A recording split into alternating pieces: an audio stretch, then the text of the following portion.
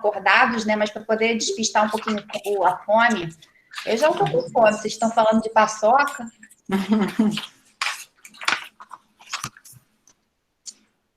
Vamos lá. Play. Pitch.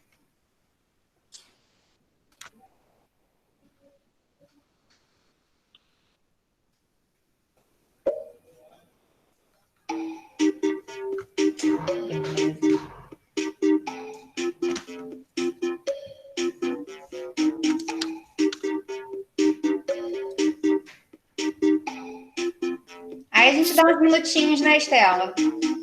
Dani, eu não tô vendo a tela do Kahoot, não, para entrar. Ia te avisar isso agora. Compartilha a tua tela. Pois é, só esqueci desse detalhe de compartilhar. Eu tô escutando a música. Fiquei empolgada aqui de botar o carro. Tá vendo agora? Tá abrindo. Agora tá ok. Beleza.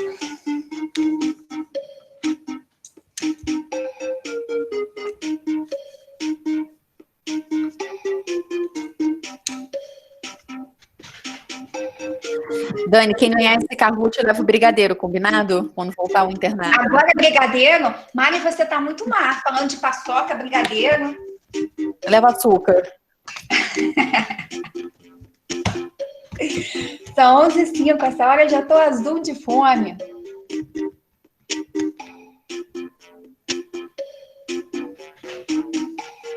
Quem tá aí? Agora eu não consigo ver. Quem já tá por aí? Porque aparece assim, FZ, CB. CB eu lembro da Casa da Banha. Isso entrega a idade? Tem sorrisinho. Lara Bonequinha. Júlia. Bernardo, FS. Ó, quem ganhar, se não se pronunciar, Dani, não vai ganhar brigadeiro, não, eu te dou, combinado? Combinadíssimo. Então tá ótimo.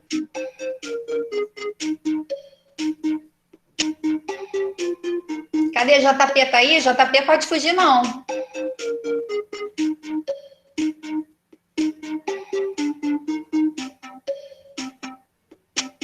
Até Margarida tem.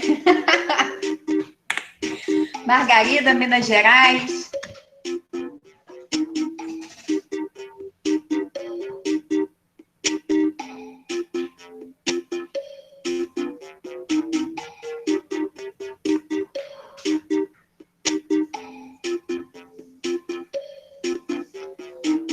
Já tem quantos online, Mara? Ô, Mari?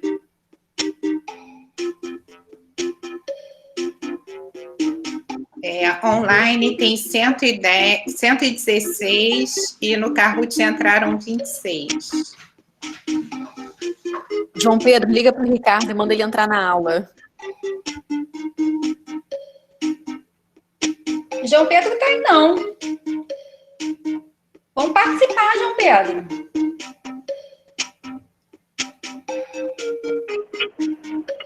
João Pedro falou ali no chat agora. Ah, tá.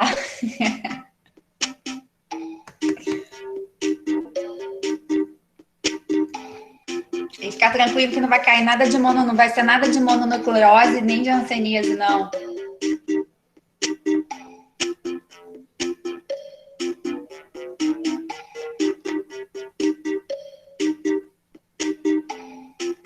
Mari, me avisa aí quando tiver um número bom aí, online, que eu entro já. Que eu não vejo, né? Então, a gente já tá com 118. Maristela, você quer esperar quanto tempo mais? Acho que a gente pode começar, né? Já tem 118, são 11h10, acho que dá para a gente começar. Então, vamos lá, vamos começar a brincadeira.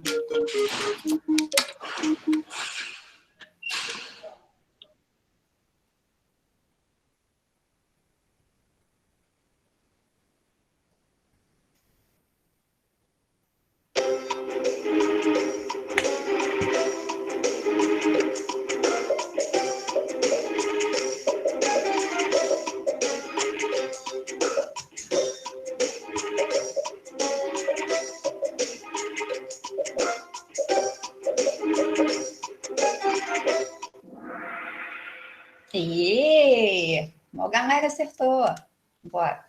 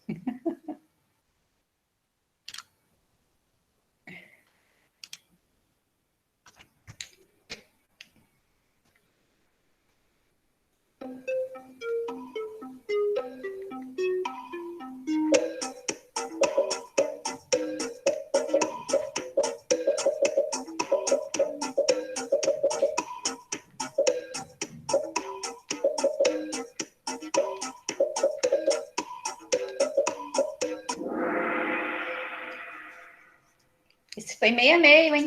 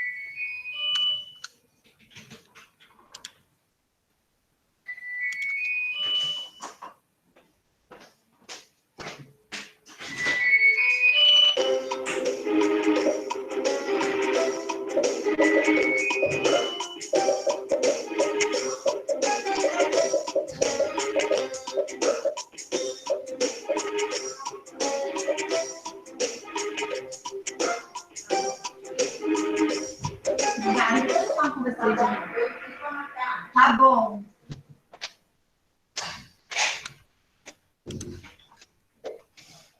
Eita, apertado, hein? Parabéns, Ribamar. Quem é Ribamar para levar brigadeiro? Não sei. Pode se manifestar, pode abrir o áudio aí e dizer, sou eu.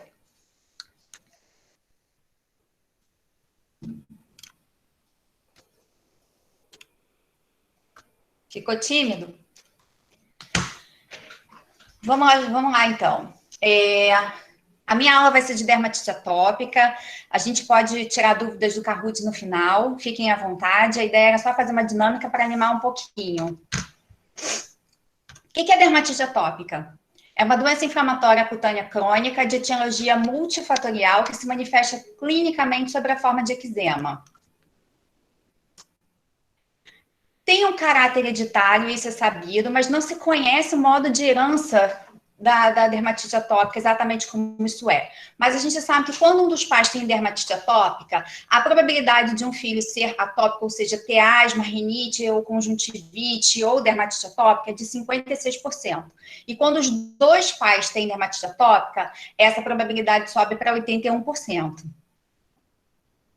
Dados da epidemiologia que a gente tem para considerar, a gente sabe que 60% dos casos de dermatite atópica ocorrem no primeiro ano de vida, mas assumem uma forma leve em 80% das crianças acometidas. 70% desses casos vão ter uma melhora até o final da infância. E, em geral, a dermatite atópica precede a asma e a rinite.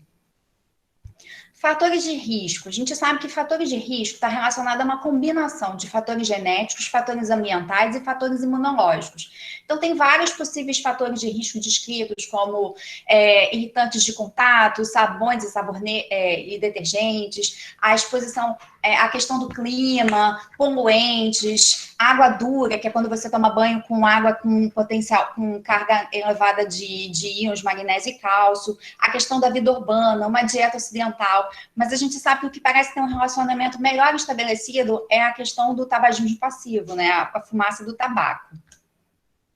Etiopatogenia, nós temos duas hipóteses, uma que seria de fora para dentro, ou seja, a presença de uma disfunção da barreira cutânea, e uma outra hipótese de dentro para fora, onde você tem uma alteração imune, levando a uma resposta inflamatória a irritantes e alérgicos ambientais. Na verdade, a gente sabe que isso está intrincado, você tem uma disfunção da barreira cutânea, que por sua vez vai permitir a exposição a irritantes e alérgicos ambientais, que vão levar a uma resposta inflamatória alterada.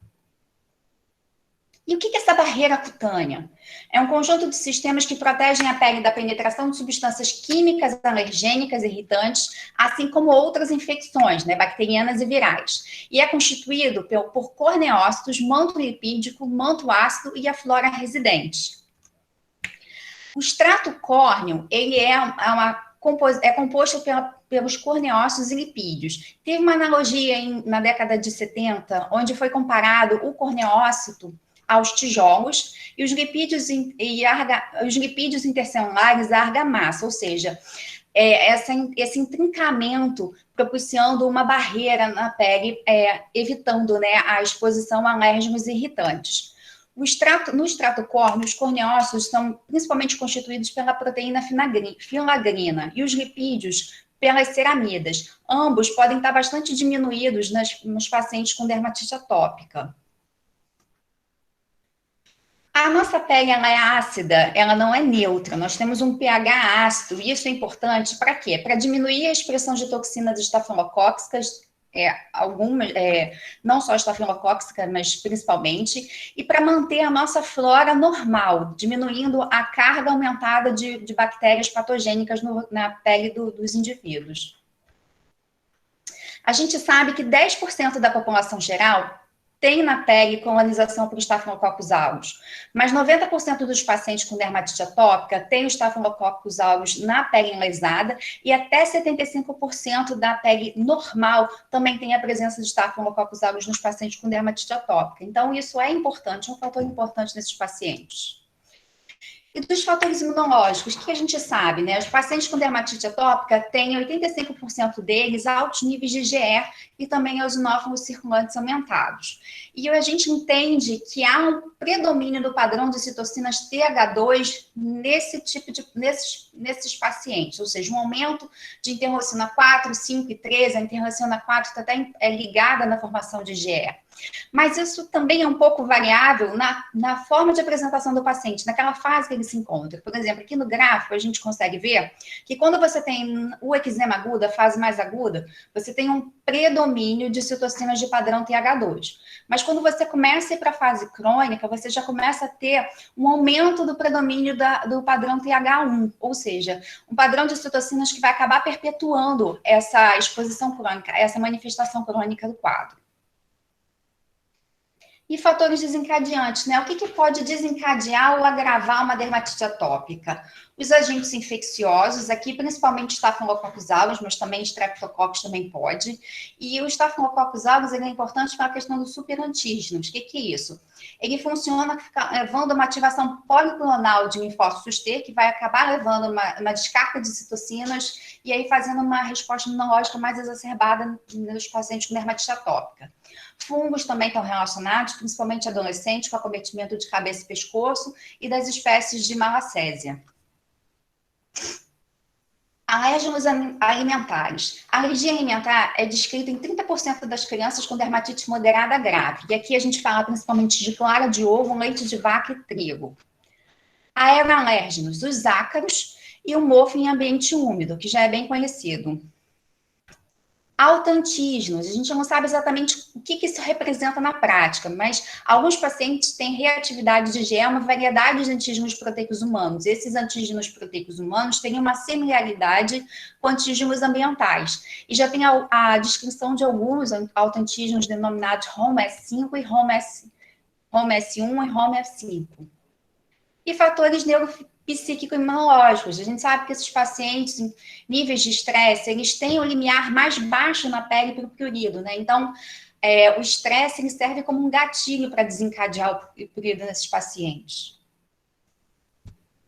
E quadro clínico? Isso é mais uma questão, tem uma disposição didática que ajuda um pouco a gente na clínica, que é a expressão da seguinte forma: a fase infantil vai do nascimento até o 6º mês de vida. tem o prurido intenso. O prurido é uma característica da dermatite atópica, onde o paciente apresenta as lesões mais agudas, com eritema, pápula, vesículas e formação de crostas, acometendo principalmente a face, mas tendendo a poupar esse centro facial.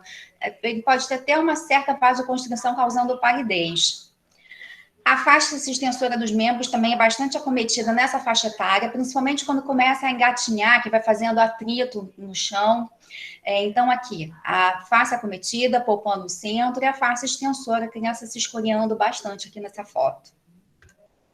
A fase pré-puberal, a partir dos 2 anos e persiste até a puberdade. Você começa a ver nessa faixa etária o acometimento flexural, as dobras de joelhos, cotovelos, pescoço, punhos e tornozelos. Começa a ter uma liquenificação mais marcada, ou seja, um espessamento da pele por conta da escoriação que é feita, mas 60% dos pacientes nessa faixa etária já pode apresentar uma melhora.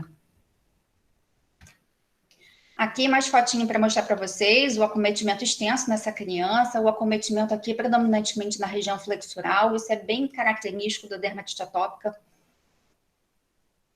E a fase adulta, a clínica é parecida com essa fase pré-puberal, mas a liquenificação é muito mais marcante, principalmente nas regiões de dobra e nas mãos. Face e mãos são frequentemente acometidas e mulheres podem apresentar também lesões no mamilo por conta do atrito com o sutiã, com a roupa. Aqui essa paciente com uma área liquenificada bem marcante aqui na região do pescoço. Esse outro paciente com lesões bem extensas aqui no abdômen, já não tanto com caráter agudo de vesícula, mas já com crostas, com liquenificação. E aqui um esquema para mostrar para vocês na faixa etária as principais áreas acometidas. Aqui o bebezinho, a região extensora dos membros, abdômen, a face, poupando o centro facial. Olha que tende a poupar a região da fralda. Aqui na criança, quando vai crescendo, já acometendo as regiões flexurais. Os adultos, pensa na região das mãos, no pescoço. O diagnóstico ele é clínico, é baseado em critérios. Para começar, você tem que ter o prurido. O prurido e mais 3 desses achados, esses critérios maiores. Eczemas em topografia característica, que isso é de acordo com a faixa etária. História pessoal de asma ou rinite alérgica, ou uma história familiar de atopia para menores de 4 anos. Um caráter recidivante dessa clínica. A tendência cheirosa e uma pele mais sensível. Uma idade de início menor de 2 anos. Esse é o conjunto de dados de informações para você formar o critério. Mas ainda tem os critérios menores, os achados associados, que vão ajudar a corroborar no diagnóstico, principalmente quando você está pensando em diagnósticos diferenciais. E aí tem uma tabela que vocês podem ver em qualquer livro, em qualquer artigo, e eu vou mostrar algumas fotos para vocês. Aqui, que a gente fala bastante na prática, né, aquelas linhas de Denny-Morgan, ou seja, são as linhas linfoorbitárias, que normalmente o atópico tem 2 a 3, normalmente a gente tem uma. Um eczema aqui periorbitário na criança, isso é bem frequente, no adulto já costuma ser mais a hiperpigmentação com liquenificação, mas ainda pode ter. A ptiríase alba, que representa o ressecamento, você vê umas máculas hipocrômicas, com os bordos não muito bem nítidos, mas principalmente em cabeça, em membros superiores e até em membros inferiores. Uma dermatite de mãos, mas o que eu quero mostrar aqui para vocês é a hiperlinearidade palmar, que pode acontecer nas crianças com dermatite atópica. Um padrão de quitiose, ou seja, um ressecamento com umas escamas aderentes de aspectos poligonais que tem relação com a diminuição da síntese de filagrina, que até 50% desses pacientes podem ter, então dão esse aspecto ressecado. A ceratose pilar, que a gente fala bastante na prática, aqui numa pele mais morena, aqui numa pele mais clara, para a gente ter uma noção de como isso é bem frequente. E do tratamento, o que eu quero falar para vocês? Medidas gerais, é o pilar básico do tratamento, é basicamente isso, é a gente ajudar a natureza a se defender, a gente ajudar aquela pele a se defender, mas isso é importante para todos os pacientes, é onde a gente começa a conversa do tratamento da dermatite atópica com os pacientes e com a família. Esse aqui, para mim, é o slide mais importante para vocês, que são as orientações básicas, sem elas não dá para começar. A gente orienta que os banhos têm que ser morno, que o banho tem que ser morno, não precisa ser gelado, mas não pode ser quente, tem que ser rápido, não pode ter mais de 3 a 5 minutos, 5 já é muito. Usar toalhas de algodão e não esfregar, pedir para bater. Algodão é um tecido que tem menos atrito. Usar sabonetes líquidos com pH ácido ou neutro, ou os síndetes de limpeza, né, que são feitos à base de detergentes sintéticos próprios para esses pacientes com dermatite atópica ou uma pele sensível. Saiu do banho, passar o hidratante imediatamente depois do banho. Isso aqui a gente tem que individualizar, porque a gente sabe que isso é caro, é custoso, o ideal é 2 vezes ao dia. Evitar banhos em piscina com cloro, retirar a etiqueta, porque aqui é um material sintético, machuca, irrita a pele da criança. Usar roupas leves, cores claras, algodão, para diminuir o atrito e a absorção também do calor, né? Porque a pessoa pode suar e o suor, ele é um irritante, o calor também pode irritar. Enxaguar bem as roupas para tirar os resíduos, não usar amaciante. Evitar alimentos com aditivos, corantes e preservativos. Tentar deixar aquela criança, aquele adulto, adolescente numa temperatura mais estável possível, sem muitas oscilações, porque o frio e seco pode desencadear, o calor com suor também pode desencadear. Retirar carpetes e tapetes, evitar poeira em ambiente com mofo, aí tentando diminuir os aeroalérgenos e cortar as unhas bem rente, porque isso não é uma agressão, né? É um atrito para a pele.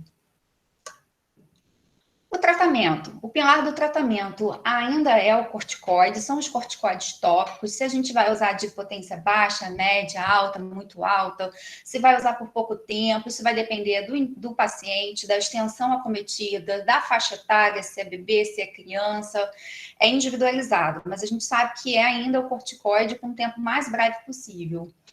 Os imunomoduladores são outra classe de medicamento que a gente pode usar, seja de primeira linha, ou seja, quando a gente retira o corticoide, tentar introduzir ele para tentar fazer a manutenção. Então, aqui eu estou falando dos inibidores da calcineurina, tacrolimo ou microlimo. A gente pode usar o antihistamínico também, os antihistamínicos orais, não os tópicos, que podem fazer dermatite de contato, mas os orais a gente pode usar mais com um efeito sedante, né, porque o sono dessas crianças é ruim, elas não conseguem dormir por conta do prurido, também acaba a família não conseguindo dormir, porque a via estaminérgica não é a única associada com prurido nas crianças com dermatite atópica. Então, às vezes, a gente tem que usar outros medicamentos para poder diminuir o prurido. Corticoide oral pode ser usado, mas assim, a gente já começa o corticoide pensando em quando tirar, tem que ser em curtos períodos de tempo, porque a gente sabe que o quadro retorna, pode fazer um rebote quando a gente suspende. E quando começa a ser muito frequente o uso do corticoide, a gente tem que começar a pensar mesmo em fazer imunossupressor. Ciclosporina é o que é autorizado pelo Ministério da Saúde para ser feito na dermatite atópica, mas na prática a gente usa ciclosporina, metrixate, azathioprina, micofenolato mofetil, aí vai depender de caso a caso. Fototerapia também pode ser usado de primeira linha, por exemplo, em crianças, mas pode ser usado quando você consegue a remissão do quadro com o supressor, você usar a fototerapia para tentar uma manutenção daquilo que você já conseguiu. Obrigada, gente, é isso. Os artigos que eu usei estão nesse QR, vocês podem escanear, e aí tem a tabela dos corticoides, nomes de corticoide que quer baixa, alta, média, tem uma tabela bem interessante do consenso com os nomes comerciais de produtos que podem ser usados, hidratantes, géis, loções de limpeza que podem ser usados. É isso. Obrigada, Daniele, foi ótima a sua apresentação. Eu vou passar a palavra, então, para a professora Mariana Pires, que também é professora de Clínica Médica e Atenção Básica do Polo Itanhangá, da Faculdade de Medicina Souza Marques. Ela fez Clínica Médica na Santa Casa de Misericórdia do Rio de Janeiro, Dermatologia na Universidade Federal Fluminense.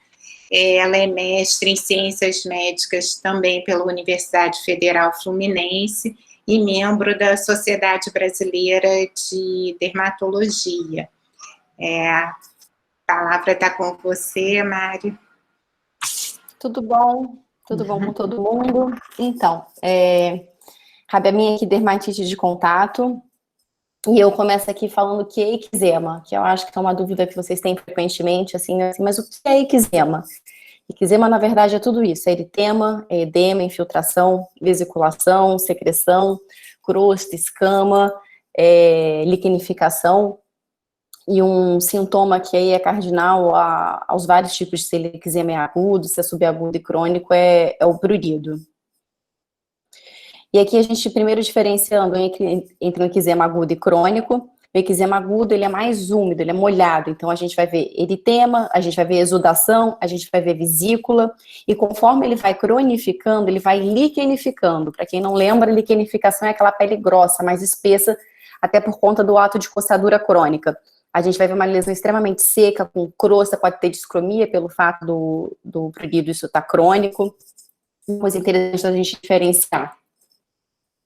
E na classificação da dermatite de contato por irritante primário, nós temos 4 formas. A gente tem ela por irritante primário, a gente vai ter a reação fototóxica, temos também a dermatite de contato fotoalérgica e a dermatite de contato fotoalérgica. Vamos falar aqui da mais comum, que eu acho que precisa mais atenção aqui, seria a dermatite de contato por irritante primário. Primeiro, alguma substância irritante, geralmente é um ácido fraco, um álcali fraco, né, uma substância alcalina fraca, que não consegue provocar necrose, é uma reação muito intensa na pele, ela vai provocar um dano tecidual leve, isso vai gerar um estresse imunológico. Os queratinócitos, que são aquelas células que ficam ali da superfície, aquelas células cuboides, elas vão liberar interleucina tipo 1, vão liberar TNF-alfa e outras citocinas pró-inflamatórias, gerando inflamação. E o que é interessante de vocês lembrarem disso? Que não é preciso uma sensibilização prévia ou uma memória imunológica para acontecer uma dermatite de contato por irritante primário. Então, assim, o que a gente tem aqui dos principais irritantes na dermatite de contato por irritante primário, e aqui coloquei essa figurinha com várias pessoas para saber que não é só João, Pedro, Maria, enfim, que vai ter, qualquer pessoa pode ter dermatite de contato por irritante primário, conforme utilizar sabão, detergente, desinfetante, shampoo, solvente, contato com planta, pesticida. E assim, lembrando agora, nessa época de coronavírus, a utilização da gente está utilizando lisoforme para limpar, enfim, coisas de mercado que a gente encosta, tirando o sapato, passando álcool gel na mão, isso várias vezes ao dia, lavando a mão várias vezes ao dia, e como isso realmente está aumentando, pelo menos aqui a procura no consultório, por conta de dermatite de contato por irritante primário, por conta disso. Eu mesma estava usando lisoforme para limpar a compra, eu fiz um eczema de contato por irritante primário. Aí eu comecei a usar luva para fazer isso. E a gente tem na dermatite de contato por irritante primário de contato absoluto. O que é isso? É um único contato com a pele, ele é tão intenso que imediatamente após o contato vai ter ardência, queimação, pode ter formação de eritema, bolha, e isso dura por volta de 12 a 24 horas. O que a gente tem? Quais são os protótipos dos produtos que a gente tem de contato irritante primário absoluto? Seria a antralina e a podofilina. Agora, mais comum aí, sei lá, mais de 90% que a gente vê que é a dermatite de contato por irritante primário relativo. É a mais comum. O que é isso? Vai precisar de vários contatos com a pele para desencadear o eczema. E pode surgir dias após esse contato, semanas, meses ou até mesmo anos após esse contato contínuo com esse irritante primário. E qual que é a clínica disso? Vai ser um eczema crônico, vai ter uma liquenificação, porque ela vai irritando isso de uma forma lenta, vai tendo um eczema agudo, às vezes de uma forma leve, e pelo fato do prurido, de ter essa coçadura, o paciente vai coçando, e isso vai liquenificando. E a gente tirar o contato não vai levar a cura imediata, então vamos colocar, por exemplo, uma dona de casa que usa detergente, ela lava os pratos sem luva, ela está usando aquilo durante anos, durante meses, e se naquele dia ela parar de usar o detergente, infelizmente não vai curar imediatamente, porque aquilo ali já está liquenificado, já tem um eczema crônico, existe o espessamento da epiderme e da derme. E uma coisa que vocês têm que saber, que eu acho que talvez eu nem coloquei em negrito, mas que eu teria que ter colocado, que eu acho que é o principal, é que ele é restrito ao local. Então, se eu lavo o prato com as minhas mãos, o meu eczema de contato vai ser nas mãos. Se porventura eu lavo o prato com os meus pés, vai ser no pé. Então, ele é restrito somente ao local de contato. Ele não ultrapassa por contiguidade, diferente da dermatite de contato alérgica. E uma coisa que é muito importante na dermatite de contato por irritante primário é que ela tem esse caráter ocupacional que é muito importante. Então, lembrando que 80% dos eczemas de mãos é por conta de irritante primário e 20% só da face que vai ser irritante primário. A gente tem um caráter mais alérgico na face e mais de irritante primário nas mãos. E agora, levando aqui para uma situação que é bastante comum, principalmente na pediatria, que é a dermatite das fraldas. A dermatite das fraldas é uma dermatite de contato por irritante primário. O que a gente tem aqui de agente de ácido fraco é a urina, né, o fezes. Aparece em crianças abaixo de 2 anos, que são crianças que utilizam fralda o dia inteiro, às vezes acorda, dormem de fraldas. E onde a gente vai ver vai ser nas superfícies convexas. Aqui onde tem as superfícies côncavas, nas dobrinhas, você vê que ela está poupada. Isso é uma dica importante para a gente diferenciar de candidíase das fraldas, porque cândida fica na dobrinha e dermatite das fraldas fica na área convexa. Dermatite das fraldas pode ter uma infecção secundária com cândida? Pode, que aí fica, na verdade, tudo vermelho. Não é raro de acontecer e às vezes a gente tem que associar também antifúngico. E o que a gente vai ver? Vai ver eritema, que é o vermelho, vai ter um brilho, a pele fica brilhosa, a gente vai ver edema da região, pode ter formação de vesículas e erosões, são bem comuns na área da fralda. Uma coisa também importante da dermatite da fralda é que a própria fralda pode fazer uma dermatite de contato por irritante primário, porque ela vai macerar, ela vai fazer oclusão, ela vai piorar essa dermatite, inclusive com a urina.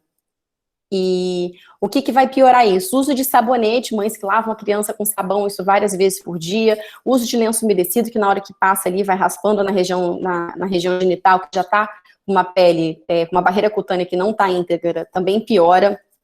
E como é que vai ser o tratamento? É óxido de zinco e explicar, vocês que vão se formar daqui a pouco, explicar para as mães que é uma camada fina, porque começa a ver essa questão vermelha, pega o creme, abre e passa um monte, assim, vai tacando tudo na mão. E na hora de retirar, na hora de lavar, acaba que tem uma dificuldade e acaba irritando. Então é camada fina e a gente tenta ao máximo evitar corticoide. Por alguns motivos. Número 1, porque o corticoide vai estar ocluído com a fralda, isso aumenta a potência do corticoide. Um efeito colateral que o corticoide tem é fazer uma atrofia dessa pele que já está erodida, então isso pode piorar. E existem complicações, a gente pode fazer uma dermatite de jaqueia, fazer granuloma de fralda, isso por conta do corticoide. Então, tentar evitar ao máximo o uso de corticoide. Então, o que a gente tem de importante na dermatite de contato por irritante primário? Primeiro, que a gente não vai encaminhar para fazer teste de contato alergista, porque não tem mecanismo imunológico presente na doença, não existe esse processo de imunológico de sensibilização. E lembrar aí do exemplo mais clássico aí é dermatite das fraldas. Trouxe aqui um outro exemplo, eu não sei provavelmente algum de vocês já pegou comigo. Essa plantinha vermelha e com essas bolinhas vermelhas aí, isso é aroeira, para quem não conhece. E isso é super comum, norte, nordeste, a gente tem um país que tem essa influência indígena muito grande, então, se a gente tem dor de barriga, assim, toma um chá para dor de barriga, pedra no rim, toma chá de sei lá do quê, ou se tá com alguma coisa na pele, acaba, passa chá de não sei o quê, ou planta não sei o quê que cura. E lembrar que são plantas extremamente eczematizantes. Faz uma dermatite de contato por irritante primário, ou seja, se passar aroeira na minha pele, eu vou ter, se passar na sua, vai ter, se passar na da sua mãe, da Maria Estela, vai ter o eczema de contato por irritante primário. E isso é muito comum. Como é que normalmente se utiliza aqui no Brasil a aroeira? Em forma de chá, de creme, sabonete de aroeira, enfim, tem aroeira para tudo que é canto. Inclusive, até no Nordeste tem umas comercializações em garrafa que o pessoal faz. E é isso, exatamente aonde passa aqui a aroeira, vocês veem que está bem vermelho, assim, é exatamente de ficar passando a aroeira ali em volta, vai aumentando aquele círculo ali, aquilo vai liquenificando, fazendo uma dermatite de contato, e isso é super comum.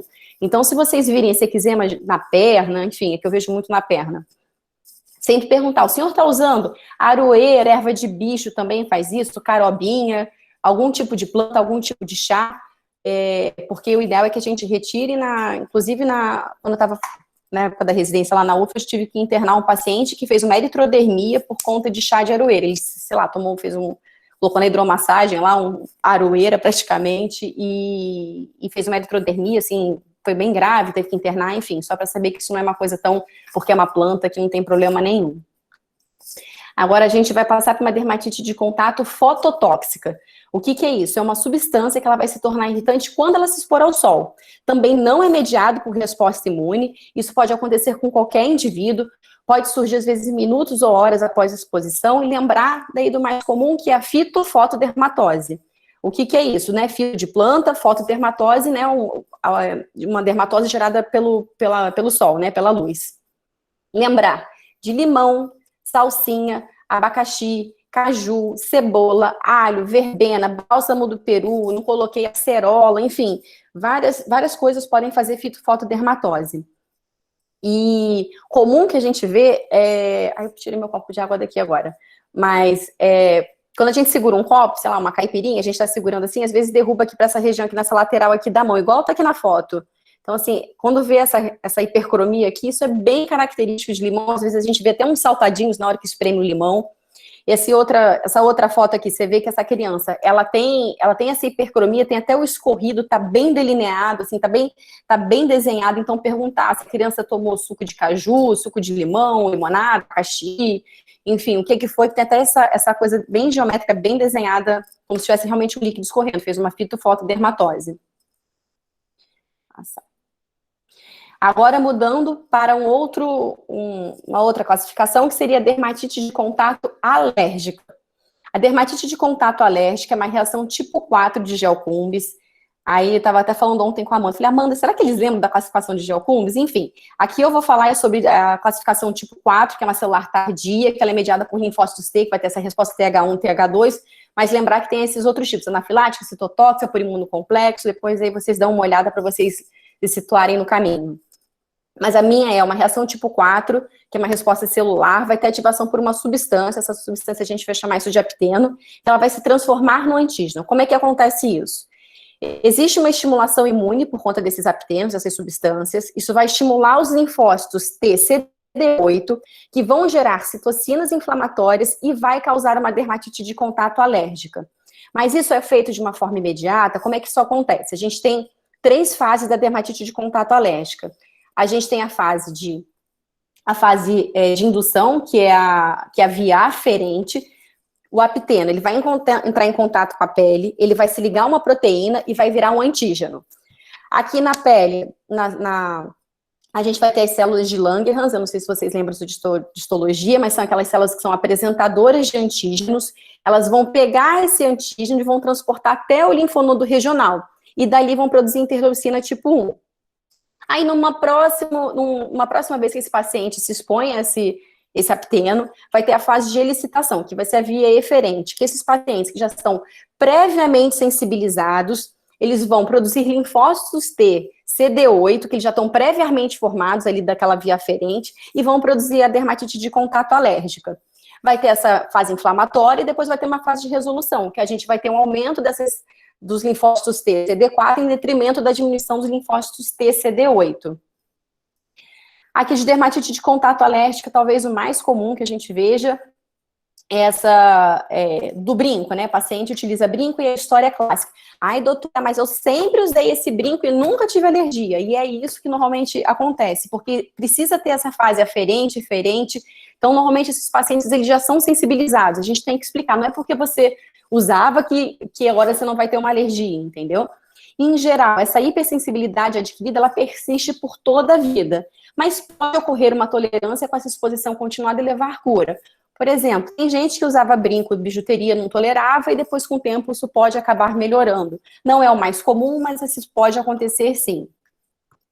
E quais são os alergênicos mais comuns? Isso é uma bateria gigantesca, na verdade, você pode fazer dermatite de contato com milhões de causas, mas eu coloquei aqui as mais comuns. Tem o paraminobenzênico, que é o PABA. Acho que quem é mulher aqui já ouviu falar muito, creme sem PABA, porque é extremamente alergênico. Onde a gente encontra o PABA? Em anilina, nas sulfas, procaína, é muito comum em filtro solar também. Metais, a gente vai ter alergia ao couro, que vai estar presente em cimento, ao cromo, que vai estar presente no couro, no cimento, níquel, que vai estar em bijuteria, mercúrio presente em medicamentos, antibióticos, neomicina. Já falei para vários de vocês aqui que eu tenho enfim, eu não gosto de nebacetim, exatamente, que eu vejo muita dermatite de contato alérgica com a neomicina, penicilina, clorafenicol, furacin, cosméticos, eosina, hidroquinona, resorcinol, formol, formaldeído, a borracha, a gente vai ter os mercaptobenzatióis, vai ter o éter de monobenzílico, de hidroquinona, que também é um derivado de borracha, plásticos, polivinil, acrílico, poliamida, epoxirresina, formaldeído, a gente vai ter uma infinidade de agentes que podem desencadear dermatite de contato alérgica. E aqui a gente também tem, em contrapartida com a fototóxica, a gente tem uma dermatite de contato fotoalérgica. O que é isso? A substância ela vai adquirir propriedades antigênicas quando expostas ao sol. Só que neste caso vai ocorrer uma resposta imune tipo 4 de Giacomes, aquilo que eu já falei anteriormente, celular tardia. E também qual que vai ser a diferença? Não acomete somente aonde se expõe, vai ter por contiguidade. Então, por exemplo, utilizou antistamínico tópico, perfume, aine tópico, do quinto ano eu esqueci o Wine Top, que todo mundo prescreve, é o... Dani, depois você me lembra. Que, enfim, você passa, você se expõe ao sol, não vai acontecer a dermatite de contato somente onde você aplica, ela acontece também um pouco por contiguidade, você aplicou na mão, pode ir para punho, e enfim, na perna, para joelho, ela se estende além da lesão. E a clínica? A clínica, na verdade, é a gente entender que as dermatites de contato, em sendo irritante primário ou alergênicas, elas são dermatites exógenas. Então, os locais mais comuns vão ser os locais mais comuns que a gente tem à disposição do nosso corpo. O principal deles é mão, a gente pega em tudo. E lembrar de dermatite ocupacional. Na face, cosméticos, entre rímel, lápis, blush, iluminador, enfim, creme, shampoo e um monte de coisas. Pescoço, lembrar de cosmético, perfume, colar também com níquel, pés, calçados, tronco, roupa. Vou colocar aqui mais à frente a vocês. E o diagnóstico? O diagnóstico não é muito da época de vocês, mas assim, é questão igual do House, quando ele chegava ali no episódio, ele entrava, pulava lá na janela, entrava na casa da pessoa, ficava pegando cotonete, passando em tudo, é investigativo. Então, assim, a história clínica, acho que é o mais importante para a gente conseguir achar o diagnóstico da dermatite de contato. E o que é importante nessa anamnese? A gente perguntar, quando começou? Minha dermatite de contato começou há 10 anos, será que foi quando ele entrou numa empresa X, trocou de trabalho? Qual que foi a área inicialmente afetada? Começou nas mãos, depois passou para os braços? Como é que foi a evolução dessa doença? A gente tem que perguntar também o que já foi feito. Quando eu uso corticoide, melhor. Assim que eu paro, minha lesão volta. Lembrar de perguntar a história ocupacional. O que trabalha, assim, na empresa que trabalha, o que ele faz nessa empresa, o que ele entra em contato, quais são as matérias-primas que são manipuladas direta e indiretamente. Lembrar, nós, profissionais de saúde, uso de EPI, luva, qual o tipo de luva, o tempo que fica usando luva, se ele é cirurgião, sei lá, se é clínico, quanto tempo ele fica. Talvez um cirurgião aí que, enfim, ou anestesista que fique lavando com frequência das mãos, fazendo escovação com clorexidine, quais são as condições de trabalho que ele está trabalhando. A relação, importante perguntar da dermatose, da relação com o trabalho, se no período de férias isso melhora, isso é uma coisa importante para a gente tentar avaliar se isso é por conta do trabalho. Mulheres, e enfim, não só mulheres, mas enfim, tarefas domésticas, quando eu lavo o prato, fica, na hora que eu vou pegar o pano de chão que está com desinfetante, isso piora, se usa luva, se não usa luva, qual frequência que lava as mãos, perguntar dos hobbies, se faz atividade física ao ar livre, se usa capacete, não usa capacete, tipo de equipamento, se usa instrumento musical, clarinete, saxofone, trompete, violino que apoia no cotovelo, enfim, alça de baixo de guitarra, isso também pode ser uma coisa que faz dermatite de contato. Uso de produto pessoal, se tem hábito de usar perfume, shampoo, amaciante, qual pasta de dente que usa, qual enxágue bucal, que é culatório, para quem não conhece, quais os antecedentes pessoais, se ele tem dermatite atópica, que já é uma pele, que nem a Dani falou, que tem essa barreira cutânea prejudicada, e isso piora, isso favorece ter dermatite de contato, se tem implante dentário, ortopédico, a anamnese a gente tem que destrinchar isso tudo muito bem. O exame físico, a gente vai tentar ver essa localização para tentar dar alguma pista. O histopatológico, ele é importante para a gente conseguir excluir os diagnósticos diferenciais. Dificilmente a gente faz um histopatológico para confirmar, porque o histopatológico vai aparecer para mim sem ser uma dermatite de contato, vai aparecer ali eczema, ele não vai me falar ao quê. Agora, quando ela for alérgica ou fotoalérgica, aí que é muito importante é que a gente encaminhe para fazer o teste de contato ou o fototeste, quando é fotoalérgica. Aí de dicas, de cabeça, geralmente cabeça faz dermatite de contato alérgica. Pálpebra, lembrar de esmalte, maquiagem, perfume, níquel, né, cílio postiço, cola de cílio postiço, no rosto, de shampoo, cosmético, maquiagem, se usa creme depilatórios, ou se depila, como é que depila, instrumento musical, como eu falei anteriormente, lábios, batom, enxágue bucal, creme dental, lembrei também, instrumento musical, couro cabeludo, tinta, alisante, produto químico, chapéu, grampo, prendedor de cabelo, orelhas, usa brinco, perfume, óculos, estetoscópio, fone de ouvido, como é que é o hábito desse paciente. Nas mãos, o mais comum que é irritante primário, sempre perguntar profissão, se usa tinta, verniz, contato com cimento, se usa luva, se é caixa de mercado que conta moeda, ou trabalha em banco, caneta, às vezes a caneta de metal pode realmente fazer um eczema de contato. E essa foto aqui é do Azulay, eu acho ela ótima porque vai te dar dicas, por exemplo, orelha, vai perguntar de aparelhos auditivos, se usa cotonete, aí boca, vai lá, tá batom, antisséptico, guardanapo, muito comum também aquele protetor labial, que às vezes fica usando 1 milhão de vezes por dia, isso às vezes faz um eczema de contato também. Região genital, preservativo, produto sanitário, às vezes absorvente, coxa, roupa, medicamento tópico, a cadeira pode acontecer isso. Nos pés, lembrar, sapato, se usa coturno para trabalhar, ou bota de borracha. E aqui eu dei alguns exemplos aqui para vocês. Enfim, às vezes é mais fácil, mas às vezes pode ser mais difícil. Esse daqui, provavelmente, por conta de perfume, né, que aplica atrás da orelha, faz esse eczema de contato. Lembrar de pálpebra, quando bilateral, lembrar de esmalte, acho que é o mais comum. E por mais que a maioria dos esmaltes que a gente usa hoje em dia, todos da Risqué são hipoalergênicos, eles são hipoalergênicos, eles dão menos alergia. Mas eles sim podem dar alergia. Aí a paciente, ai doutora, mas eu usei minha vida inteira esmalte. Pois é, mas você está fazendo agora o eczema de contato alérgico, então não pode usar esmalte na base, porque o verniz também, a base transparente, também causa eczema.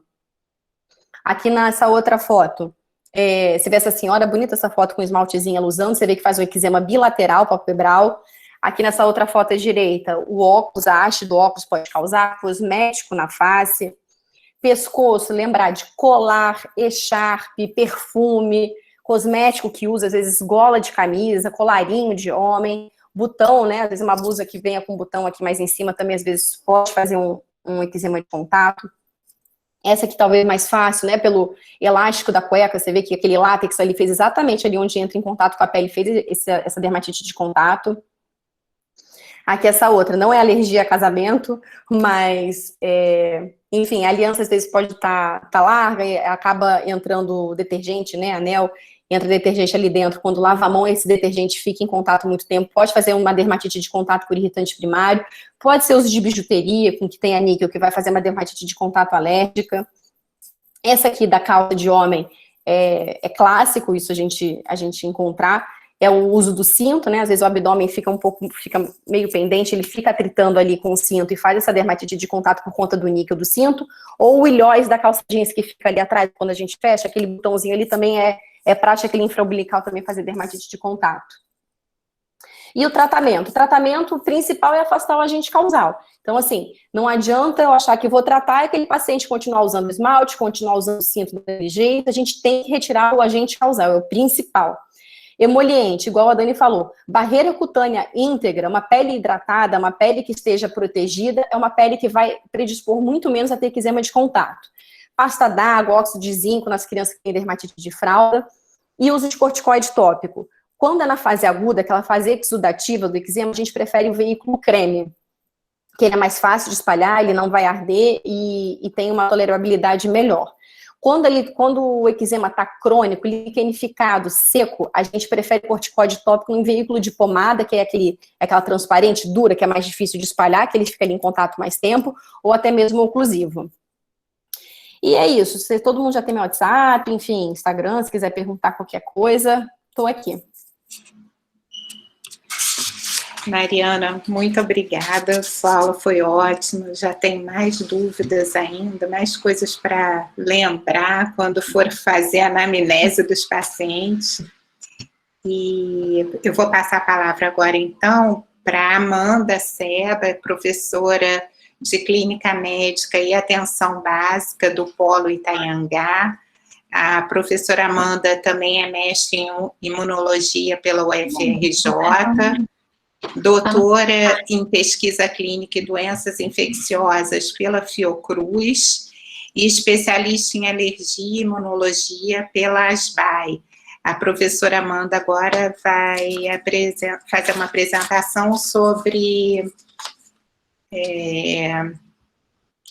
Vou só achar minha tela aqui que eu perdi. Tá bom. Ela vai falar agora para a gente sobre angioedema e urticária.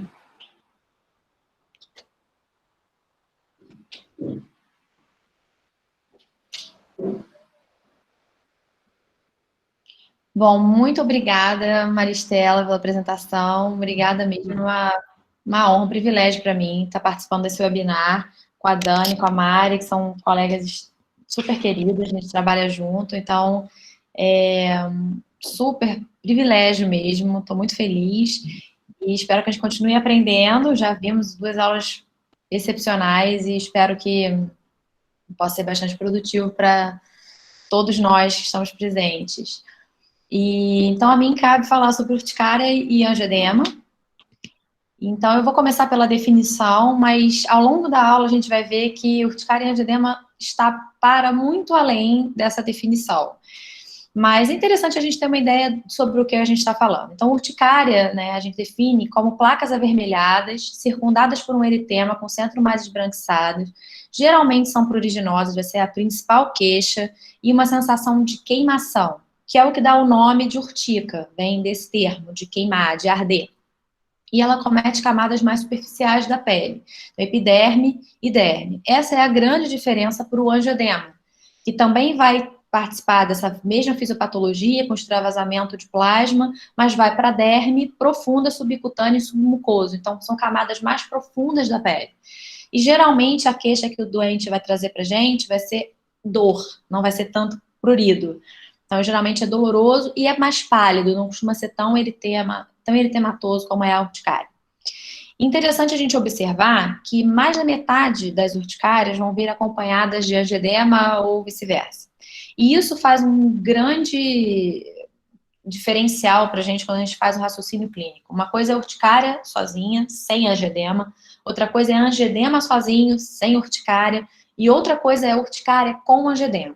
Quando a gente tem urticária com angioedema, a gente geralmente está diante de uma doença mediada por mastócitos, é o que a gente vai ver mais adiante. E isso faz diferença no raciocínio clínico, na investigação diagnóstica e na conduta. Em relação à urticária, acho interessante a gente visualizar o que é. Acho que muitos de vocês já devem ter visto urticária. Se não tiveram em vocês próprios, já viram alguém que teve, já ouviram alguém que teve. É uma doença extremamente comum. E a imagem é exatamente essa. Nem todas vão ser assim tão bonitas, né, se a gente pode assim dizer, não estava nada bonito para quem estava tendo, mas assim, a imagem é realmente muito feliz, porque a gente consegue ver exatamente a placa, que por definição é um conjunto de pápulas, que são um conjunto dessas elevações na pele, bem circunscritas, eritematosas. E a gente pode observar nessa foto aqui, na lesão abaixo do joelho, isso é uma perna dobrada, que tem um centro bem esbranquiçado, em volta bem eritematoso, é uma urticária clássica, e ao exame físico, a gente tem o sinal da digistopressão, ela some a urticária, quando a gente aperta com o dedo, ela fica branca, e quando a gente solta, ela volta a ficar vermelha. Então, essa é a principal característica do diagnóstico clínico da urticária. E aqui uma foto do angioedema, como geralmente ele acomete mucosa, labial, é um clássico, mas também faz na pálpebra, pode fazer na laringe, o famoso edema de glote, edema de alça intestinal, todo o tecido mucoso pode ser acometido pelo angioedema. Tecido frouxo, né, camadas mais internas.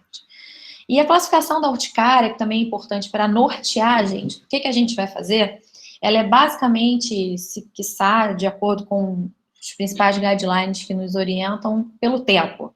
Então, a gente vai perguntar para o paciente há quanto tempo ele tem aquela lesão. Se tiver 6 semanas ou menos, ainda é uma urticária aguda, e que vai responder pela maioria das urticárias.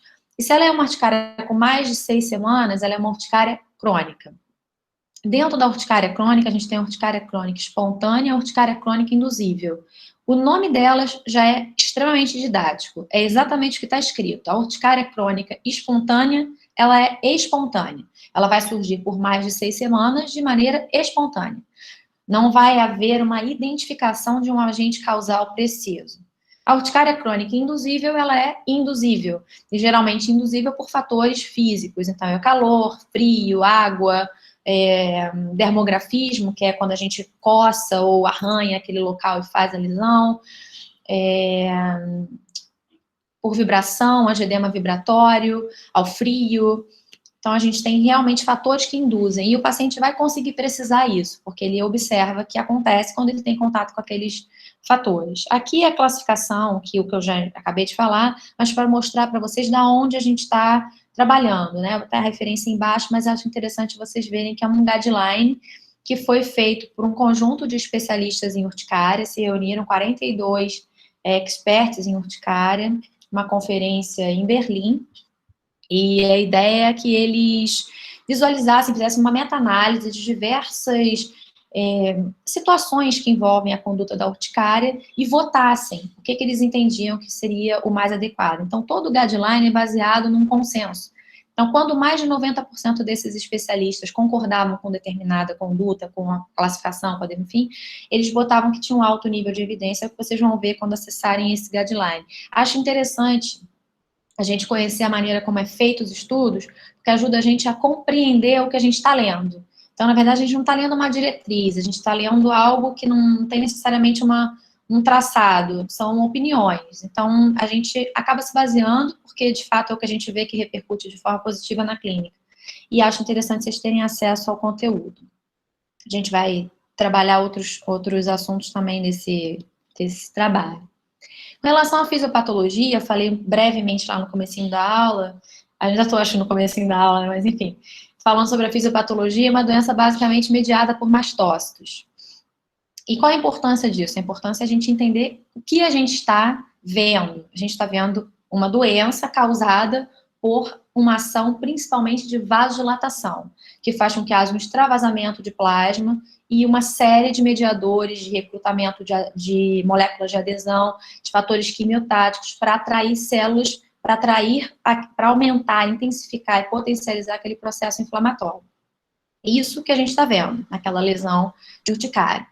Então, é importante a gente entender que ali a gente está tratando uma doença que tem uma labilidade de membrana de mastócito, que dentro dele tem uma série de grânulos que contém esses fatores.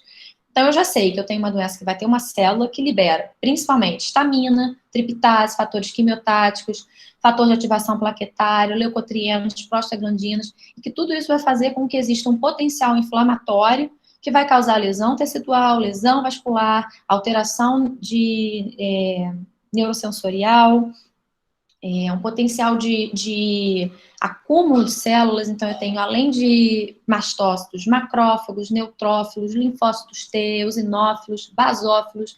Eu estou no meio de um processo inflamatório. Eu tenho um recrutamento celular favorecido por esses mediadores liberados durante esse processo. Isso é extremamente importante. Acho que vocês estão bem assim, atualizados, todos estamos, porque se fala muito hoje de tempestade imunológica, importância do sistema imunológico, a inflamação por conta da Covid, então acho que vocês já perceberam o quanto que o sistema imunológico é potente, é rápido e tem, de fato, recursos, né, para causar inúmeros efeitos no nosso organismo. Então, a urticária é uma doença extremamente inflamatória e que tem todos esses mediadores como agentes participativos. E eu quis trazer para vocês a figura, porque como o mastócito é a célula principal, nessa urticária que a gente está tratando, que é a urticária com o angedema, a gente tem todas essas vias de estímulo para o mastócito. Então, tem fatores físicos, tem as infecções, complemento, uso de medicamento e até mesmo anticorpo autoimune. Então, a gente faz IgG contra o receptor de alta afinidade de IgE, que está na membrana do mastócito, e a gente faz anticorpo IgG contra a própria IgE. Então, a gente tem uma participação de autoimunidade na gênese das urticárias importante, tá? E a gente vai ver a importância disso mais à frente, quando a gente, dentro daquela classificação de aguda e crônica. Geralmente, quando a gente está diante de uma urticária crônica, é mandatório a gente pensar em autoimunidade. Nesse contexto, um anticorpo contra o próprio receptor na membrana do mastócito.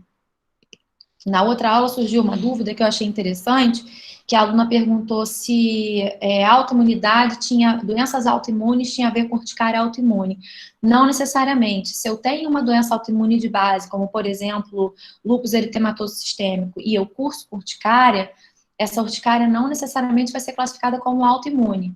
Ela simplesmente está acontecendo junto com uma doença autoimune.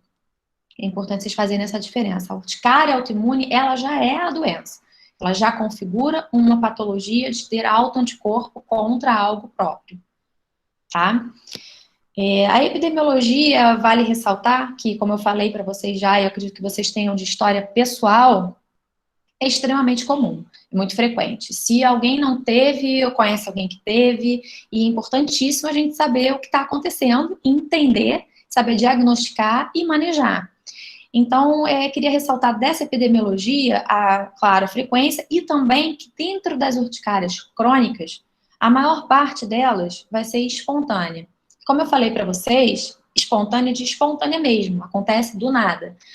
E isso é importante, a repercussão que isso causa na qualidade de vida do paciente. E se a gente olhar ali embaixo, a gente vê que uma boa parte dessas urticárias crônicas duram anos. Então, vocês imaginam que seja você conviver com uma doença extremamente desconfortável, que às vezes causa um estigma, né, a pessoa fica toda cheia de placa, e por anos sem saber o que causa. Às vezes a gente realmente não consegue identificar um fator desencadeante.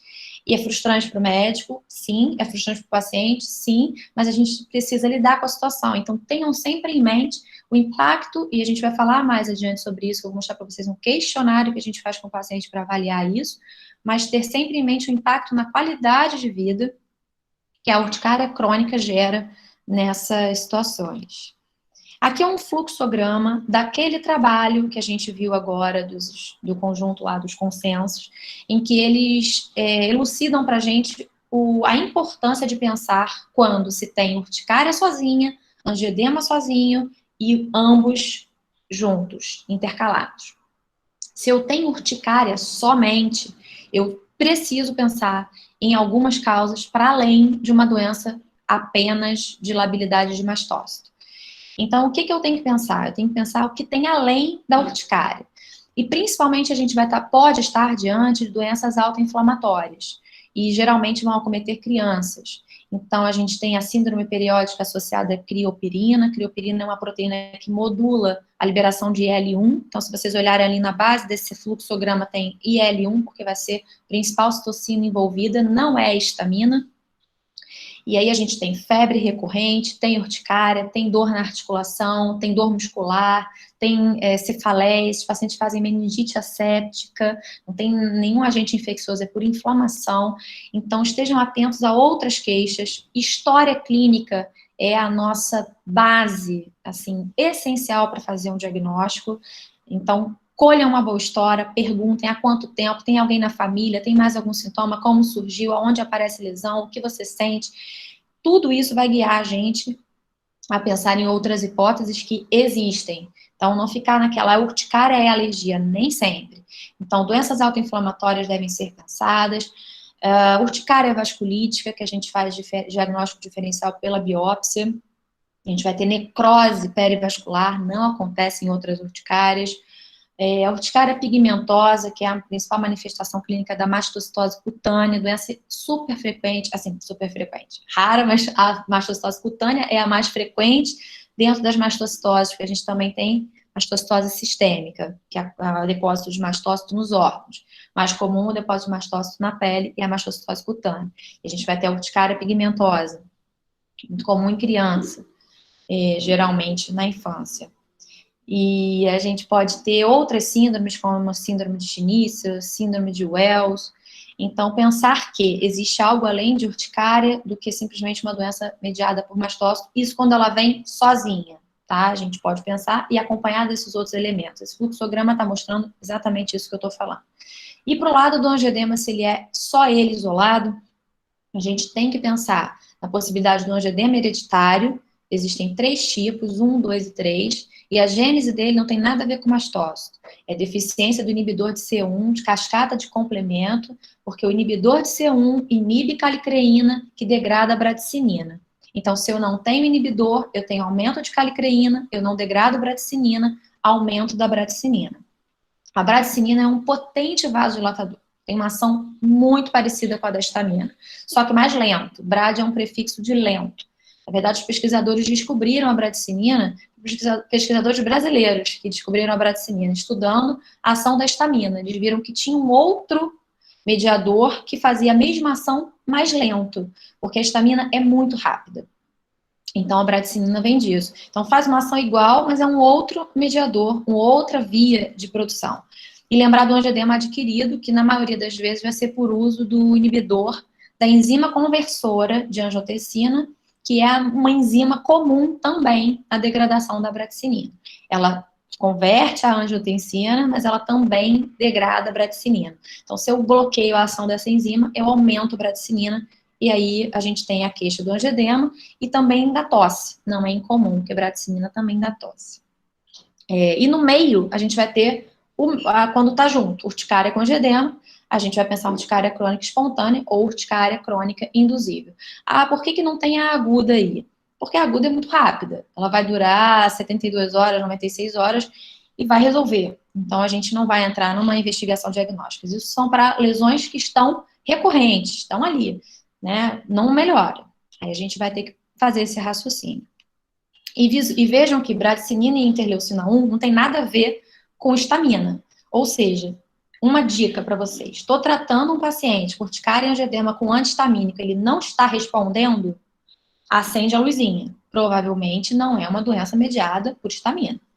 Então, a gente tem que pensar, porque nem angioedema hereditário ou adquirido, e nem urticária, se não for por via de mastócito com liberação de histamina, vai responder ao antihistamínico. Então, o diagnóstico diferencial, já falei para vocês, só está o sinal de Darrier, que é um sinal muito característico da mastocitose. A gente faz uma fricção na pele e aquela lesão aumenta, né? Fica bem eritematosa. Visualização do sinal é clássico, a gente não fica com muita dúvida. E aqui umas fotos para vocês verem como há realmente semelhança clínica nas lesões. Então, pensar por idade, por outros sintomas e lembrar que existe outros diagnósticos. Com relação à urticária aguda, a gente praticamente não vai fazer nada. Tentador a gente tem uma vontade de fazer exames e descobrir coisas, mas cada vez mais a gente tem visto um raciocínio clínico focado. Então, se eu tenho um paciente que fez uma reação aguda e melhorou, não tem que fazer nada, não preciso investigar. Eu vou investigar quando? Quando eu tenho uma forte suspeita de que esse paciente tem uma reação IgE mediada. Então, por exemplo, se ele associa classicamente ingestão de um determinado alimento com surgimento da urticária, para esse paciente, vale e é mandatório praticamente a gente fazer o teste, a gente tem esse recurso de fazer o teste de leitura imediata para ver se ele tem IgE específica ou pelo sangue, a gente consegue identificar isso e afastar o agente causal. Então, ok, nesse caso vale. Mas para a urticária aguda, geralmente a gente não vai fazer nada. Para a urticária crônica espontânea, pelo guideline que a gente viu, a gente deve pedir um exame de sangue básico, uma rotina, hemograma, PCR, VHS.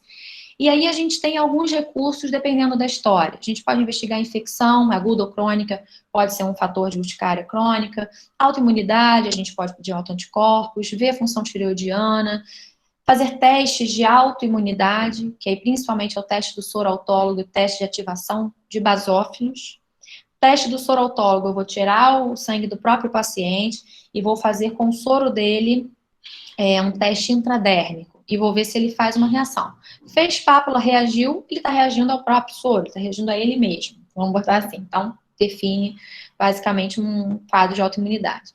E o teste de ativação de basófilo, eu colho o sangue desse paciente, levo para um citômetro de fluxo, marco com CD63, que é marcador de ativação na membrana do basófilo, e vejo se vai acontecer a reação. Me dá um indicativo de quê? Que ele está mais inflamado, está com potencial inflamatório mais intenso. E também podemos fazer os testes cutâneos alérgicos, desde que a história seja sugestiva. Se ele não tem nenhuma história para pensar numa alergia, não tem sentido a gente fazer teste alérgico. Eu botei dosagem de dedímero, que a gente tem falado muito disso em relação à Covid, e isso entra na urticária pelas alterações de coagulação. Mas não é a rotina. O que é interessante do que os estudos têm visto na literatura é que quando os dedímeros, a dosagem de dedímero está alta, geralmente essa urticária responde pior clinicamente. Isso precisa ser mais bem estudado, mas para a gente pensar nesse contexto da inflamação, como está tudo ligado. E na urticária crônica, inclusive, a gente vai fazer os testes de provocação específico para cada subtipo. Então, se eu suspeito que seja uma urticária ao frio, eu vou fazer um teste com cubo de gelo. Se eu suspeito que seja uma urticária de pressão, eu vou colocar pressão. Então, eu pego um peso de 3 quilos, mais ou menos, coloco sobre o ombro, sobre a coxa, e vejo se vai fazer lesão. Se eu suspeito que é uma urticária solar, eu exponho o paciente ao sol ou a uma luz artificial que se assemelhe. Aquagênica com a água, vibratório com vibrador de vórtex laboratorial, a colinética a gente pode induzir com exercício. E o dermografismo, que nada mais é do que escrever na pele, dermo, grafismo, escrita. Eu faço uma pressão, eu botei no antebraço, que é o que a gente faz geralmente no consultório, né? Faz um jogo da velha, enfim, qualquer coisa. Mas existem fotos clássicas com escrita, você realmente escreve o que você quiser na pele daquele paciente. É um tipo de urticária. Interessante a gente pensar em métodos de avaliação que cada vez mais têm sido trabalhados na literatura e em diversas doenças. Rinite tem, asma tem, dermatite atópica, se não me engano, tem, que é a gente focar em como que está a resposta desse paciente, como que está a atividade de doença desse paciente e como que ele se sente em relação ao controle dele da doença. E para que isso? Para individualizar ao máximo o tratamento. Se eu consigo perceber que aquele paciente se entende controlado, então aquilo para mim é extremamente relevante, de que eu estou no caminho certo na conduta dele. E também o contrário, né? Se não está legal, a gente ajusta o tratamento. Então, isso visa uma individualização do tratamento. E traz uma visão para o médico de um tempo que ele não está com o doente. Por exemplo, às vezes o paciente vai no meu consultório depois de 2 meses da primeira consulta, que teve urticária. E eu pergunto para ele, e aí, como é que você tá? Eu não me lembro, eu acho que eu tive lesão, não sei quando. Então, assim, quando a gente tem esses questionários e eles são preenchidos obrigatoriamente pelo paciente, eu consigo ter um desenho de como esse paciente ficou enquanto ele não estava sendo visto por mim.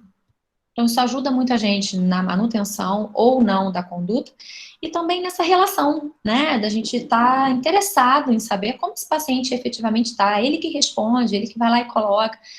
Então, eu acho bem importante, todos os trabalhos ressaltam também a importância de usar esses questionários. Eu trouxe para vocês visualizarem como é que é. Então, a gente tem ali embaixo, se vocês olharem pontuação de 0 a 3, pelo número de lesões, esse é um questionário de atividade urticária, é importante vocês entenderem quem é quem. Então, a gente vai ver a atividade da doença. Então, eu quero ver número de lesão e prurido, vai basear por isso. Ele preenche durante a semana, os dias da semana, tá?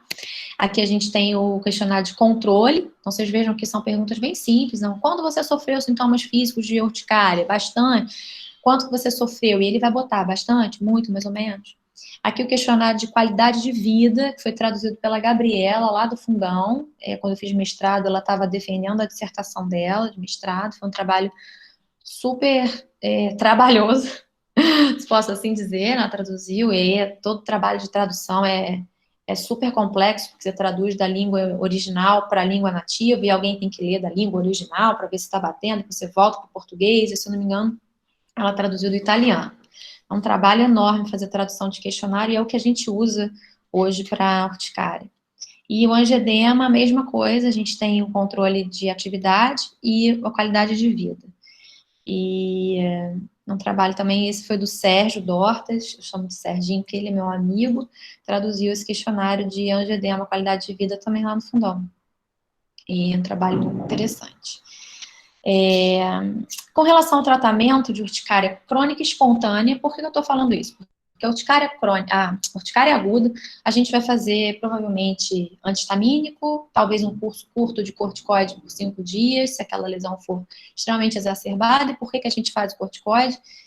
Lembra lá de trás, a gente tem todo um número enorme de mediadores inflamatórios. Então, o uso do corticoide tem ação, é importante, e contribui muito para a melhora da clínica desse paciente. Então, a gente pode fazer, sim, uso de corticoide, em curto espaço de tempo, corticoide oral, dose posológica, não precisa ser dose aumentada, nada disso, e por curto espaço de tempo, isso é o mais importante, 5 a 7 dias. E esse paciente vai ficar bom. Urticária aguda passou e tal. Então, a urticária crônica e espontânea que vai ser o nosso grande desafio. Né? A induzível, geralmente, quando a gente consegue retirar o agente que induz, melhora. A espontânea não, ela pode acontecer a qualquer momento. Então, como é que a gente trata? Primeiro, a gente tenta eliminar alguns fatores desencadeantes que a gente identifique. A gente trata as infecções, se houver. A gente afasta desencadeantes, se possível.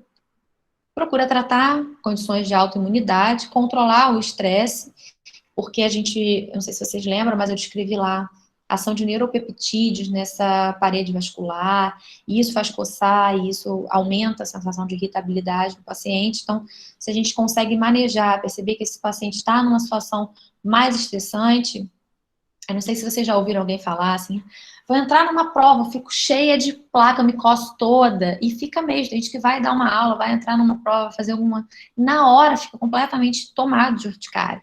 Então, se a gente consegue abordar esse controle dentro de um basal, né, manter o máximo possível esse paciente controlado do estresse, isso pode ajudar. E dentro do tratamento farmacológico, a máxima é usar o que for preciso sem excesso, ou seja, eu vou usar o máximo que é necessário com o mínimo possível. Ou seja, não tenham receio de tratar o paciente. Ele precisa ser tratado. Se não está resolvendo com a medicação que a gente está passando com uma dose, a gente pode aumentar. A gente pode elaborar o raciocínio clínico. A gente precisa focar em controle. Então, assim, por que eu estou falando isso? Porque a gente tem como primeira linha o uso de antihistamínico, anti-H1 de segunda geração. A gente não usa de primeira geração como monoterapia mais. Atravessa a barreira hematoencefálica, os antihistamínicos de primeira geração, causam efeito sedativo, tem repercussão no sistema nervoso central, e a gente tem uma ação anti-inflamatória excelente com os anti-H1 de segunda geração. Eles são antagonistas inversos dos receptores de antihistamina, então eles fazem um balanço, porque eles ocupam os receptores que não estão ativados, e a histamina está ocupando os que já estão ativados, então esse balanço traz um equilíbrio inflamatório super importante. Não tem por que usar anti-H1 de primeira geração. E a gente tem todos esses disponíveis e muito bem estudados para crianças e para adultos. Para grávidas, a gente também tem opção dos antihistamínicos de segunda geração. Não esperem encontrar muitos estudos com grávidas, com crianças. A gente não vai fazer isso, né? Mas o que a gente tem até o momento nos mostra segurança para agir com o que a gente dispõe. Os corticóides, como eu já falei, numa fase de exacerbação por curto espaço de tempo. E aí a segunda linha é aumentar em até 4 vezes a dose do antihistamínico. Então não está melhorando, aumenta a dose.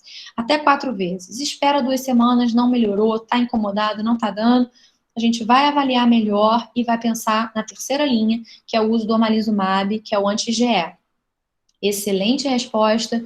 Quantos desses pacientes geralmente não respondem ao antihistamínico sozinho? Uma média de 50% dos pacientes com urticária crônica espontânea podem não responder só ao antihistamínico. Então, lembrar que existe o omalizumab, fácil acesso, no serviço público, no serviço privado, doses mensais, ele vai fazer por pelo menos 6 meses, e ele fica muito bem. O controle da doença é muito, muito bom. É ótimo com o uso do omalizumab. E última linha, ciclosporina. Botei aqui porque está nos consensos, mas assim, geralmente com o omalizumab a gente não chega até a ciclosporina, felizmente, por causa dos efeitos colaterais que a ciclosporina traz, um nível de segurança tão baixo. Aqui o que eu falei naquele guideline, vocês podem acessar, e aqui é só considerações finais em relação ao tratamento, que a associação de anti-H1 de primeira geração com de segunda geração, que a gente às vezes faz na clínica, não tem critério de recomendação, então a gente faz sem evidências. De primeira geração sozinho, nem pensar, não tem por que fazer. O uso de antileucotrieno não tem evidência clínica de melhora. O omalizumab é super promissor em relação ao placebo quando a gente vê nos trabalhos. E a ciclosporina, realmente a última opção pelo baixo nível de segurança. E muito obrigada, e estou aqui para responder as dúvidas que vocês tiverem. Beijos. Muito obrigada, Amanda. Sua aula foi excelente. E agora eu vou abrir para as perguntas. Quem quiser perguntar, a gente está com as 3 professoras aqui.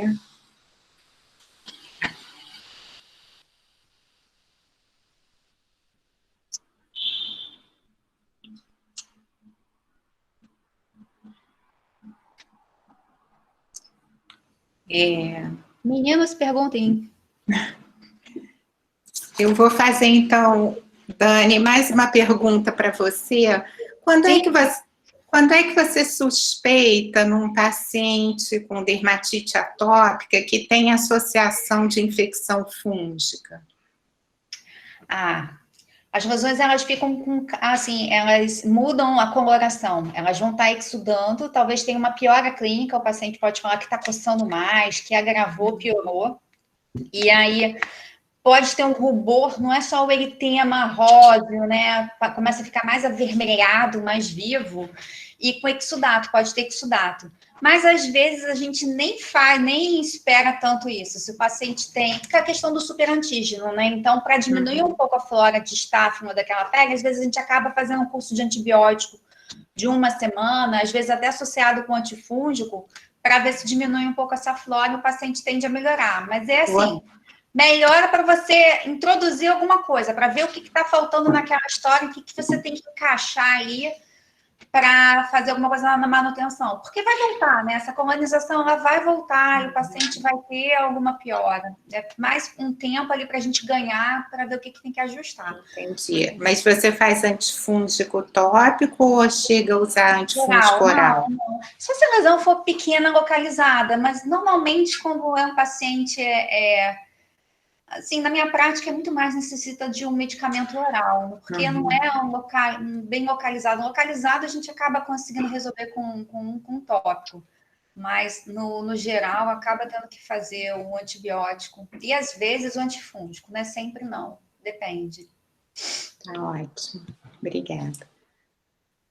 Eu não acredito que ninguém não tenha pergunta de dermatite atópica. Quando a gente dá essa fala disso lá no polo, chove 500 perguntas. Eu tenho muitas sempre. Quero perguntar. Júlia, você sempre quer perguntar.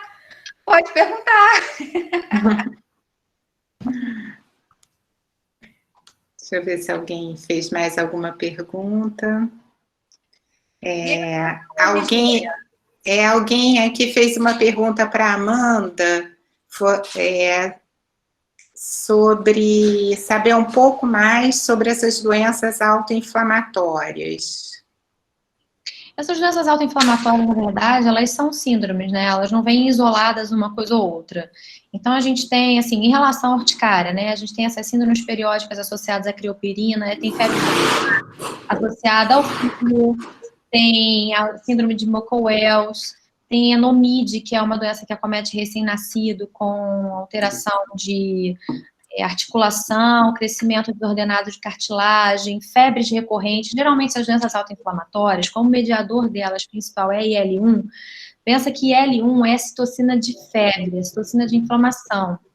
Então, ela deflagra, ela inicia todo o processo inflamatório. Então, vai ter dor, vai ter febre, e começa geralmente na criança. Aí a gente tem a síndrome de Schnitzler, que a gente tem todas essas sintomas clínicos que eu citei, febre, artralgia, mialgia, fadiga, mas aí a gente faz biópsia, geralmente, nesses pacientes, e encontra um infiltrado de neutrófilo importante nessas lesões. Então, faz um diagnóstico diferencial, que já nas outras urticárias a gente vai ter mais mastócito. A síndrome de Wells, por exemplo, também chamada de celulite eosinofílica. A gente tem uma concentração enorme de eosinófilos, elas fazem grânulos, porque os eosinófilos têm grânulos dentro, né? Tem a proteína básica principal, tem todos os grânulos que eles liberam também, os eosinófilos, todas essas células têm grânulos, os basófilos têm grânulos, os eosinófilos têm grânulos, os mastócitos têm grânulos, eles são granulócitos. Então, a gente faz o granuloma. E aí vai dependendo muito da clínica. A gente tem que ir colhendo a história. Geralmente, essas doenças autoinflamatórias têm alteração genética. Então, a gente consegue identificar o gene que está alterado já atualmente, né, com o avanço da biologia molecular, da genética. E a gente vai ter história familiar, às vezes. Então, vai ter outras crianças ou outras pessoas na família que tiveram também essas condições. E é mais pela história, mas são doenças autoinflamatórias. Então, as urticárias acabam sendo recorrentes por manifestação clínica, mas a gênese, a importância é frisar que a gênese não é pela labilidade de mastócito, é uma outra causa que cursa com urticária recorrente. Obrigada, Amanda. A professora Júlia Meirelles tem uma pergunta para a Dani, para a professora Daniele. Pode perguntar, professora Júlia. A professora, eu pensei que fosse a Júlia, aluna. Tem uma aluna do sexto ano que sempre faz perguntas. Essa é a professora Júlia. Pode fazer. Abre o áudio aí, Júlia. Manda no chat não, que isso, é tímido.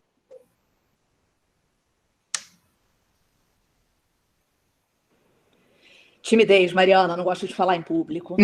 Não está acostumada, né? Dani, olha só, você falou no iniciozinho sobre quantidade de hidratantes por semana. Aí você colocou 500 gramas para adolescente, enfim.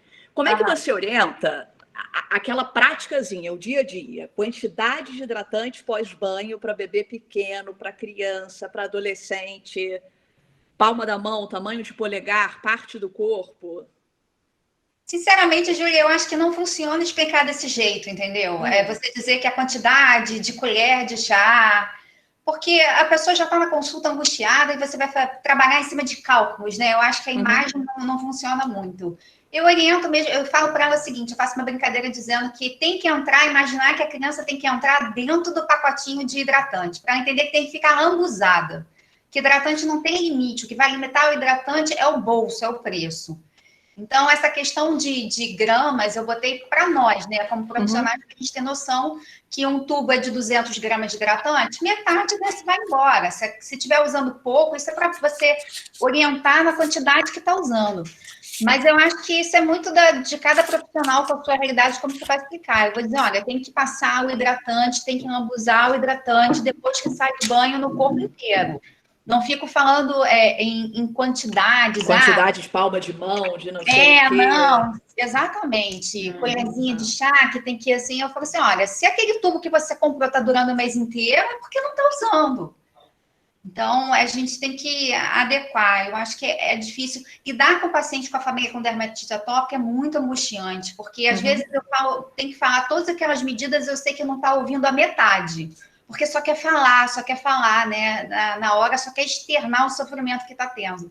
Então, a informação vai aos poucos. Eu vou falando, porque eu sei assim, eu falo hoje, na próxima eu vou falar de novo, na próxima eu vou falar de novo, para ver o que captou.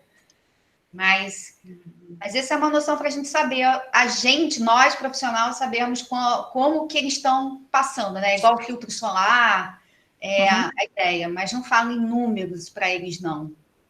Tá joia. Obrigada, Dani. Grande aula das três, hein? Beijo. Obrigada. Teve um caso que eu vi junto com a Camila Crema e a Bia. Não sei se vocês lembram, meninas, aquela... Lembra, Dani, de uma menininha de uns 2 anos que estava com uma dermatite atópica horrível? Ah, eu ficou pensando no início do ano agora, caraca, vamos mandar para Fiocruz, tem que fazer Metrexate. E, na verdade, ela mudou os hábitos em, sei lá, uma semana, 15 dias, ela voltou 15 dias, parecia que estava outra criança, só de ter feito hidratante, mudado o banho, a roupa, enfim. Aí eu não sei que não dá para ver pelo vídeo, Dani. Dá sim. Para paciente, sim, eu tenho isso em algum lugar aqui no consultório que eu tirei. Eu uso tanto. Eu continuo dando. Que fala de roupa, de banho, como é que usa hidratante, como é que é a limpeza do quarto, tipo de comida, controle emocional. Aí, geralmente, eu sempre dou esse papelzinho aqui. Isso é bom. As pessoas ficam assim, blá, blá, blá, isso cachê, né? A gente vai falando, mas aí, quando chega em casa, relembra. Bota na geladeira. Bota na porta da geladeira para lembrar sempre, né? E às vezes eu oriento aquela reunião que tem a ADA, se não me engano, da Associação. O site da ADA é ótimo. Tem algumas famílias que participam. Eu acho que essa troca, a criança ver outras crianças com dermatite atópica faz bem para ela entender que ela não está sozinha. Eu acho que faz bem a beça para esse perfil. Para a família também. Elas acabam fazendo grupo de mães, né? As mães com filhos com dermatite atópica e trocam ideias. Eu acho que é válido, né? Compartilhar faz muito bem, ainda mais nessa época de que está todo mundo isolado, você botar para fora de alguma forma. Eu acho que é sempre bom esses pacientes com doenças crônicas, quando eles compartilham, eles também acabam criando uma rede de ajuda entre eles, sobra o remédio de um, passa para o outro, e além dessa parte emocional, que eu acho que eles se fortalecem, né? Acho que a gente não tem mais nenhuma pergunta, alguém mais quer perguntar? Professora, eu sei que eu vou fugir um pouquinho do assunto, mas é uma dúvida que tem muita gente aqui. Vários adolescentes chegam pra gente no consultório com acne. Qual é o passo a passo? Dani, a Júlia me mandou mensagem pedindo aula de acne.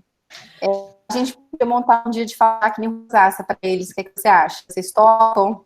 Acho que a gente pode fazer uma aula pela faculdade, se a faculdade tiver uma carga horária, a gente pode até fazer uma live, se não estiver dentro da grade da faculdade, isso aí não tem problema nenhum, não. É porque acho que o webinar da faculdade tem que ver, né? Tem várias aulas na frente. É porque a acne vai entrar um monte de coisa, entre acne, diagnóstico, enfim. E uma coisa interessante de diferenciar entre acne e rosácea, dá para fazer tratamento no SUS, assim, tratamento bom. Que às vezes eu acho que você tem uma expectativa que é tudo muito caro, mas tem coisas... É mais barato do que dermatite atópica. Ah, bem mais. A Bem questão mais. é que tanto para acne como a rosácea, é difícil a pessoa entender que isso é um tratamento crônico. É para a vida.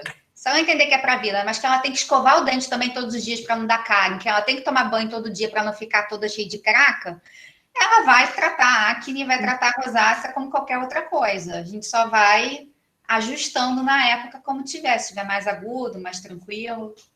A gente vai levar isso para a coordenação e se não tiver como encaixar por conta de horário, Dani, a gente faz uma live e a gente coloca para eles e eles participam. Pode ser, gente? Ah, ótimo, que aí fica bem... Amanda, usa filtro solar, tá? Uma vez apareceu o roxo de sol. Bom, obrigada, gente. Eu tô usando direitinho. Amanda, você é ótima. A Amanda que apareceu no vermelho, Jesus amado. Mas tá tudo certo, gente. Mais alguém quer fazer alguma pergunta? Eu vou encerrar, então. Está na hora do almoço. Sei que vocês devem estar com fome, mas foi, assim, uma manhã muito proveitosa. Eu quero agradecer muito a participação das 3 professoras do Polo Itanhangá, que se dispuseram a estar aqui hoje, fizeram excelentes apresentações, eu aprendi muito com vocês, e aproveito para agradecer aqui, usar sempre o socorro de vocês lá no Itanhangá, vocês são 10 com a gente, sempre que a gente necessita, vocês estão dispostas a ajudar, e acaba sendo mais uma forma de ensinar os nossos alunos. Agradeço a participação de todos os professores, os alunos que estiveram aqui presentes, e que vocês se cuidem, que as suas famílias fiquem bem, e que em breve a gente possa se reencontrar presencialmente. Obrigada, muito bom rever vocês. Tchau. Muita saudade. Foi ótimo. Beijo grande. Boa tarde.